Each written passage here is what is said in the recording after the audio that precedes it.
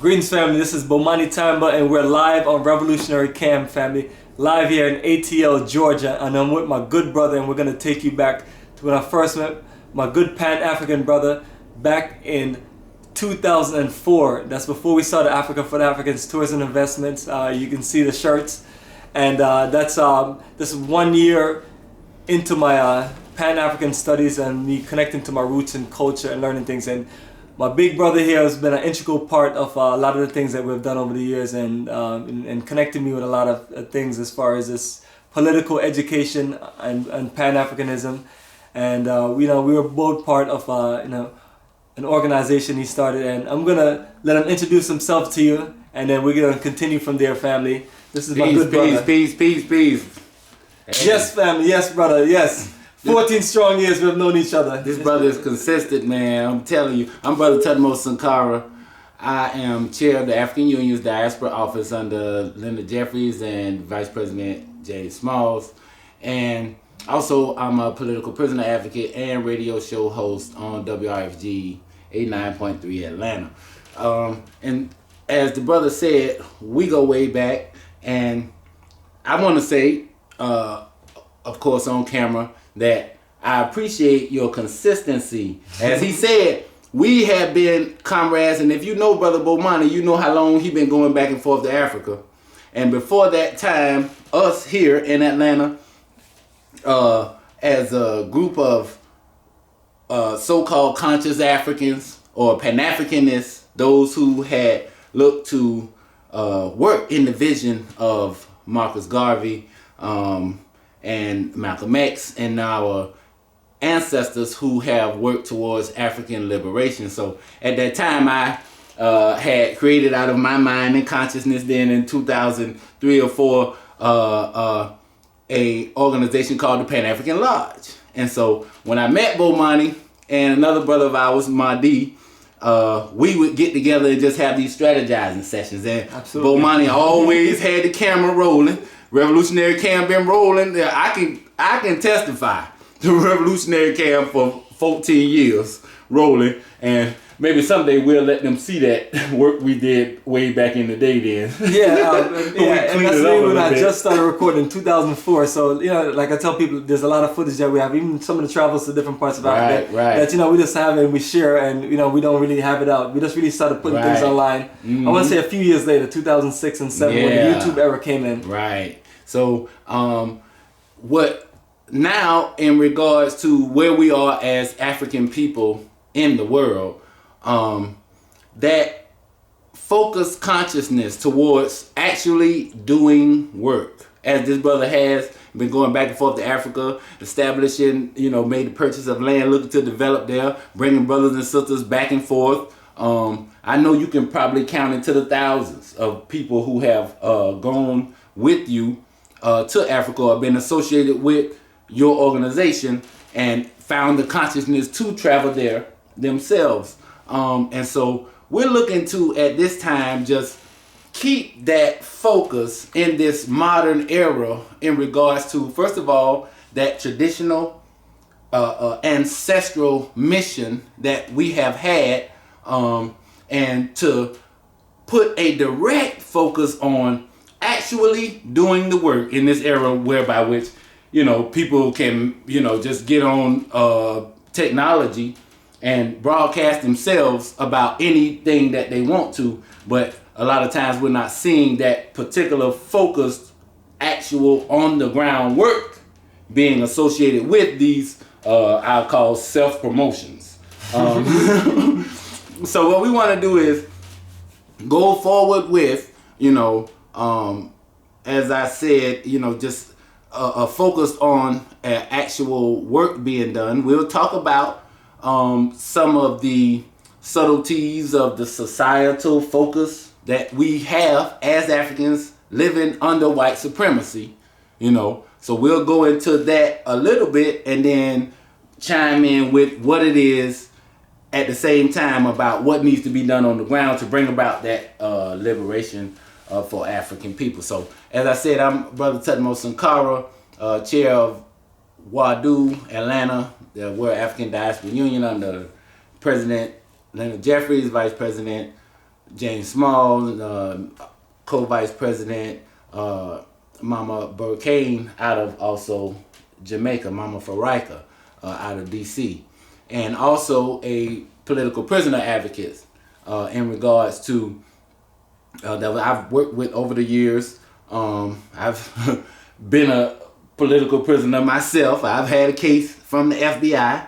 Of course, I wouldn't relate that to that great and traditional revolutionary African front of those original Black Panthers, who I work for now to advocate for in regards to them still being in prison. We're talking about comrades like Mutulu Shakur, who I had opportunity to be inside with, one named Veronza Bowers, who's being held beyond his date of release now for 14 years, pretty much the time that we're talking about that we've been working together.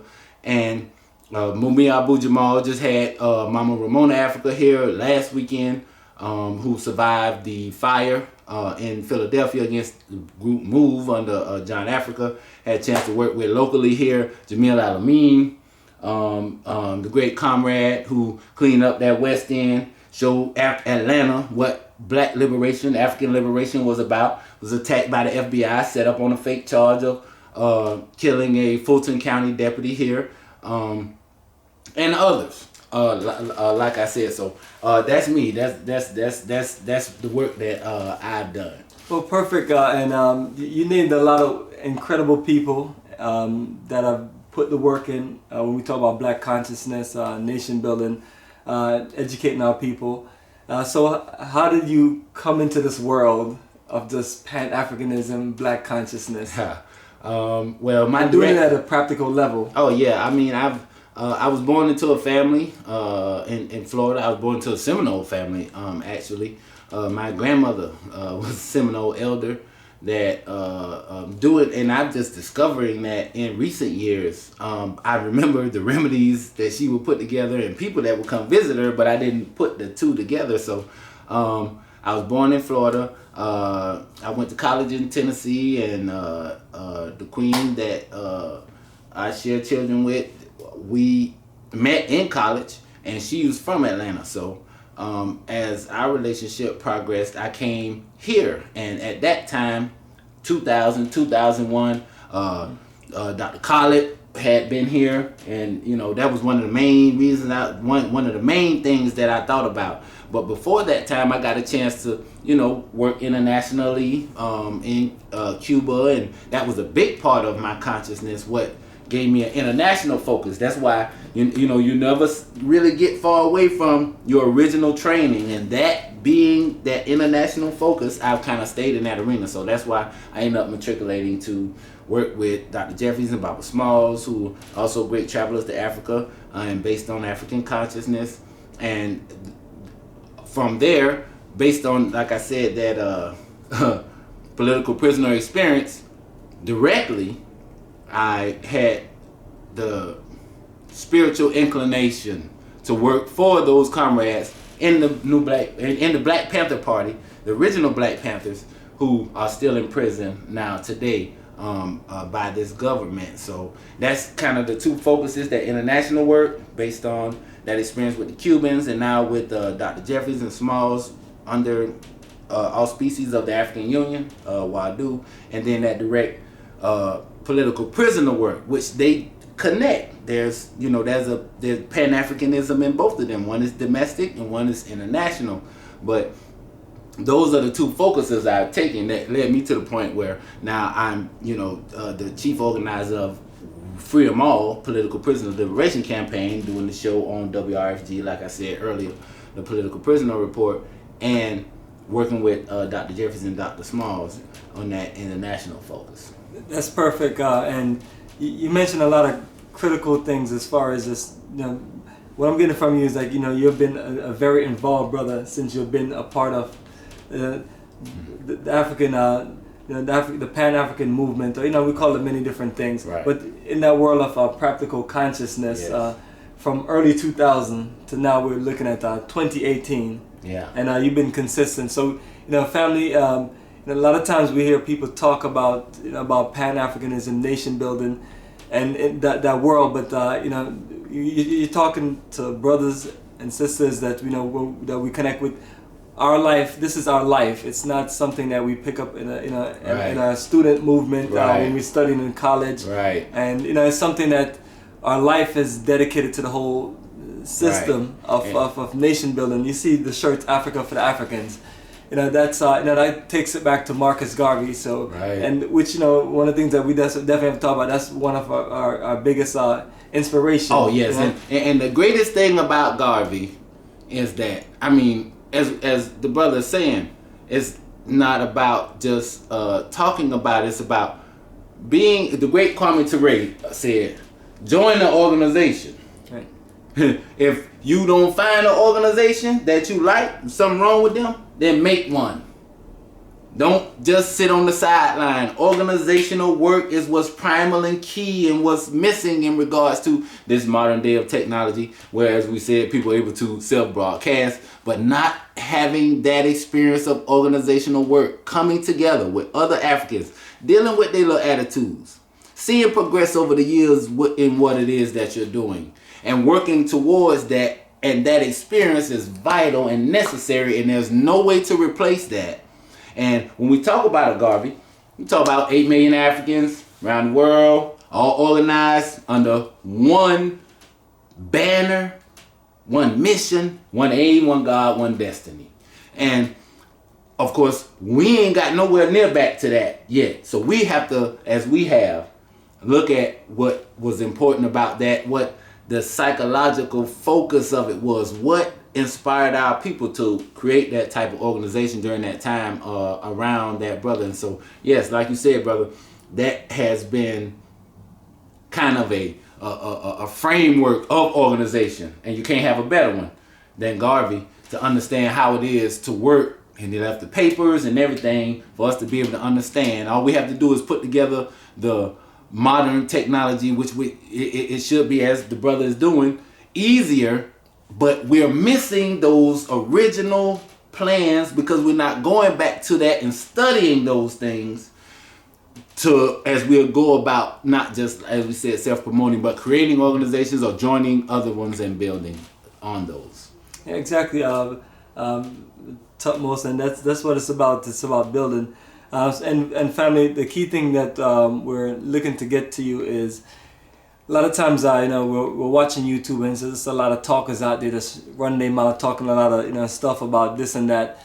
But the reality of it is that we are a conquered people, and in order for us to work our way out of that, it's not just a simple thing we can just figure out in 1 or 2 days. We need more of our people to dedicate themselves to being a part of something great versus being a part of nothing and complaining about everything. Right. So Brother Thutmose is one of our great organizers, and that's what he's talking about, organizing. And we just link that conversation with one of the greatest organizers, Marcus Garvey. And even when we talk about people like Kwame Ture and Kwame Nkrumah, we're talking about brothers and sisters that are about nation building, and that's what we're doing this introduction about, so we can just talk about many other things. But family, to all of our folks out there, there's we all can do something to change the momentum of the game of the way things are going for us, as because we're global people. Black African people are everywhere, and everywhere we are, we're being subjugated by the dominant society, even when we're the majority in the population, which we're going to get into global white supremacy later on about South Africa, Zimbabwe, Ghana before colonialism, and many other things.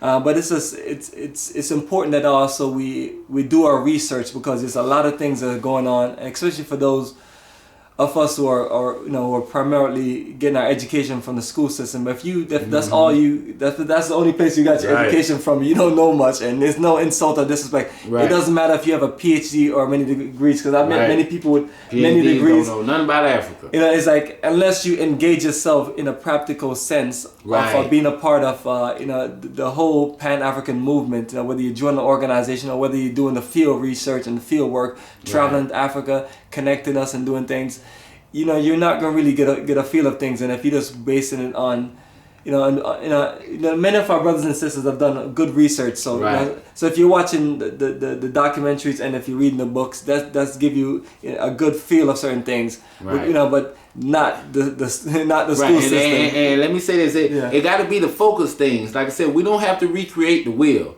There is a body of African knowledge that's been done by our elders and ancestors that are out here. That is the basic political education focus. Like we said, talking about Marcus Garvey, studying the history, we understand from here where we are in the U.S. Diaspora in regards to that leadership from Malcolm X and on up to the modern day, as we'll deal with the Black Panthers and others. But as he's saying, the practical sense of it, being involved actually in an organization, is and the gathering of the knowledge. Dr. John Henry Clark, Dr. Ben, of course, here locally our scholars, Asa Hilliard and others, John Jackson, Chancellor Williams, the basic tomes of what it is we study as Pan-Africanists to understand what we are, as he said, under global white supremacy in the United States. So we have to be involved, as he said, on a more practical level. If you not find an organization you like, as he said, do the field work, travel to Africa, look at the focus of African people, look at not just studying the dramatic. We know that the police are killing African people in the United States. We understand that. But let's not get into a paralysis of analysis whereby which that's all we're focusing upon and not looking at the global aspect of the reason why that's able to happen. Because if we don't look at it from that perspective, then we get caught up in the small emotional aspect of it and not deal with the problem on the larger scale as it exists in the world. So, and only history will give you that. As Malcolm said, history is best suited to reward one's research. So the further you take that back, the more you understand it, the more you be involved in practical endeavors, the greater chance you'll have to be involved directly in what it is that has to be done for African people worldwide.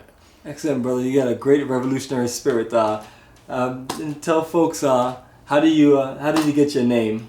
Thutmose Sankara. We had talked about earlier. You have the books, right? Yep. Right. Okay, so we'll get the books together and we'll come right back at y'all and finish this. Thutmose Sankara. Yes, family. Show them, brother. So, in closing, family. That brother Thutmose. We're gonna Sheikh Diop, the African origin of civilization. That's the picture of Thutmose on the cover. You judge for yourself what we look alike. And then, of course, Thomas Sankara, upright man from Burkina Faso, the ancestor. All right, family. Once again, we're live on Revolutionary Cam. This is Bomani Tyehimba and my brother Thutmose. Keep it strong, family.